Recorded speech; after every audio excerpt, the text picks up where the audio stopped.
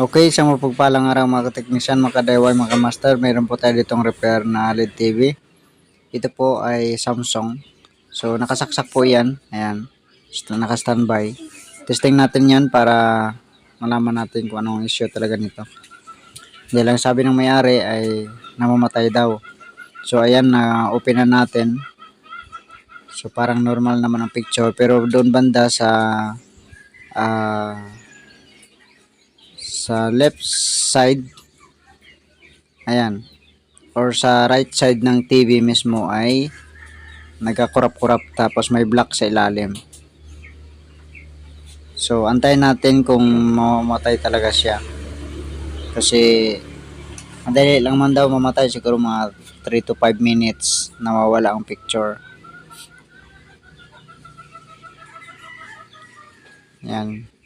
Mapansin nyo doon sa gilid doon, sa dulo, sa ilalim, meron siyang itim. Ayun, parang dumidilim.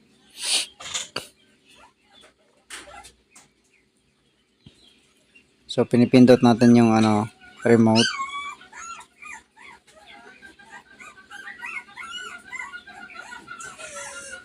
So, antayin na natin kung mamamatay nga siya.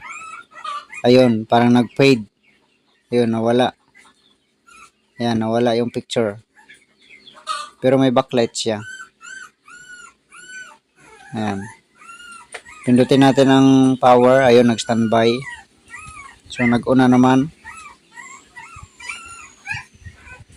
Ayan. May time na ko siya siyang mag-on.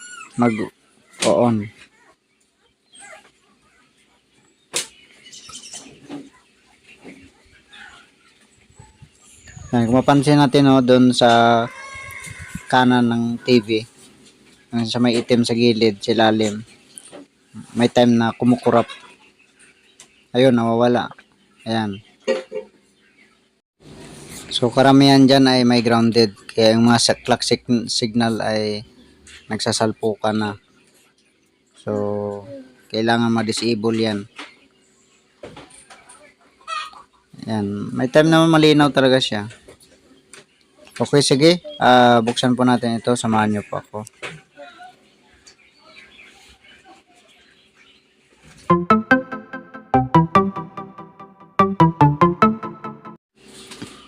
Okay, ito. Bale, screwless pala to. So, nataob na natin. Ayan po ang kanyang model. 7000G. So, ayan. So, natanggalan natin yung takip. Medyo mahirap sa tanggalin kasi screwless siya.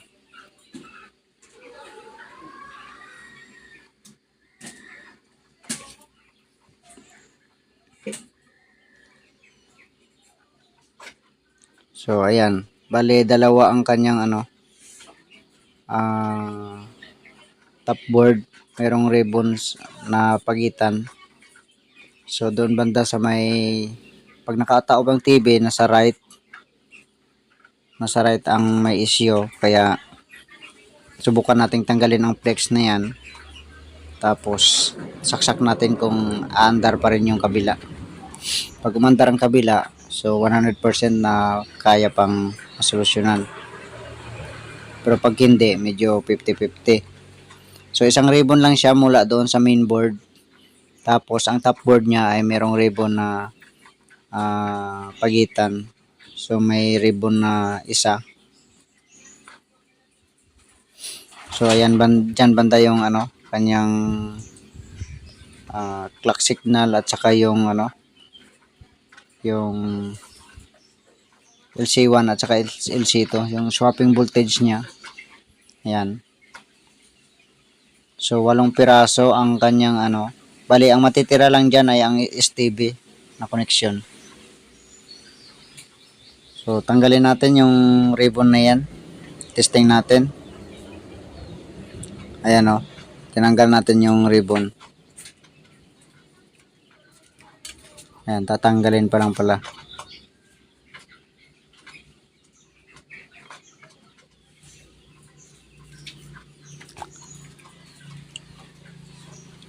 Sige, saksak. Tapos silipin natin yung screen kung may picture sa kabila.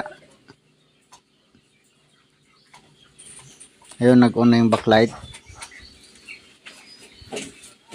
Ayan, so may picture yung kabila. Kabila wala kasi tinanggal natin ang isang ribbon. Ayan, so normal naman ang picture. Tapos naging malinis pa. So bali doon tayo mag troubleshoot sa kabila. So tanggalin natin yung mga na yan, mga resistor. Ayan, so natanggal na natin. Bali inangat ko lang siya pataas para hindi magkanda wala yung Ayan, pinag-aangat po natin yan. So bali isa na lang na resistor ang natira dyan. Chinek ko pala kanina yung yung swapping voltage LC1 at saka LC2. So nung chinek ko ay yung LC1 wala siyang negative. Walang BGL. So ngayon sukatin natin kung meron na siya. Ayan, so meron na. Yung LC1 meron na siya, kompleto na. Tingnan natin ang ayan yung LC2 naman, normal naman. So, parehas na yung voltahe. Okay, sige, tingnan natin ang picture kung buo na. Ayan, so buo na siya, malinis na. Wala na yung guhit-guhit pa vertical. Kasi merong pa vertical kaninang guhit. Okay, sige, hanggang dito na lang ang video natin. God bless po sa inyong lahat.